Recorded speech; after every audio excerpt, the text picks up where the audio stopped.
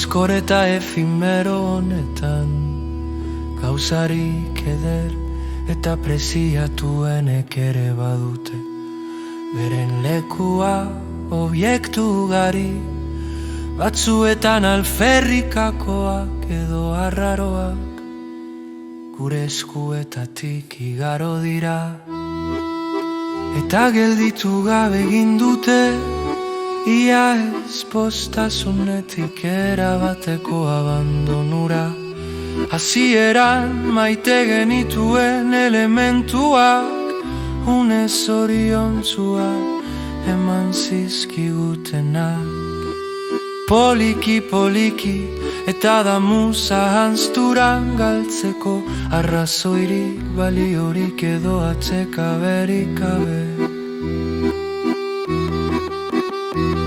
Horrela gure haurtzaroko jostailuak zoriontasunez eta oparotasunez betetzen gintuztenak, denborarekin desagertu ziren ametsa uldu bat bezala eta damu handirik gabe.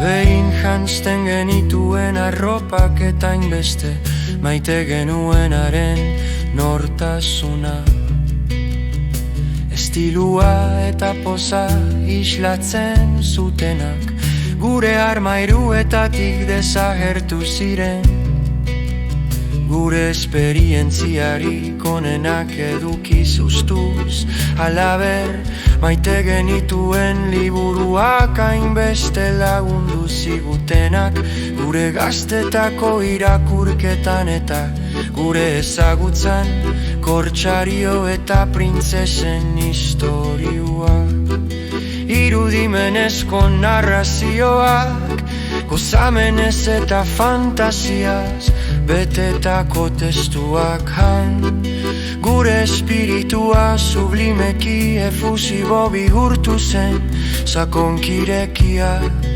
eta hurbila, zerbait zoragarria bezala, eta noski etxe horiek xarmaz beta.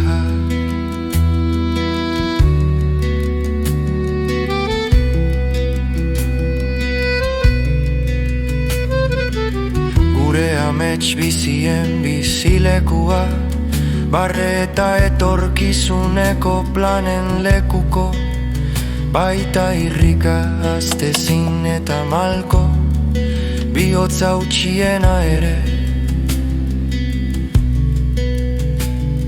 Gauza txiki horiek guztiak oraindik ere gure bihotzetan irauten dute eta denborarekin gure oroitzapenen zatirik preziatuena bihurtu dira.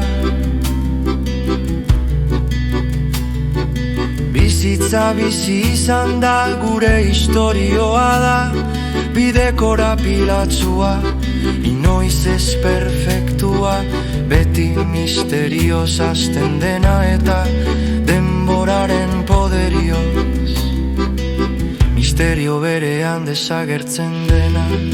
Gauza gehienen bizitza iragankorra eta auskorra da, ta horrek mundu honetako guztia laburra eta galkorra dela ulertzen irakasten digu, eta espero da galdutako sentsazio eta desioak gauza ieskorrak bezala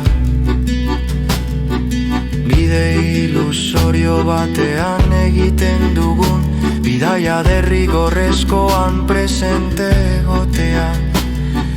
Zaila gaitezen ahalik eta gehien samurki zaintzen eta haien presentzia desiragarriarekin batzuetan maitasunez, nostalgiaz eta betiko maitasunez. maitasunez bete gaitzatera.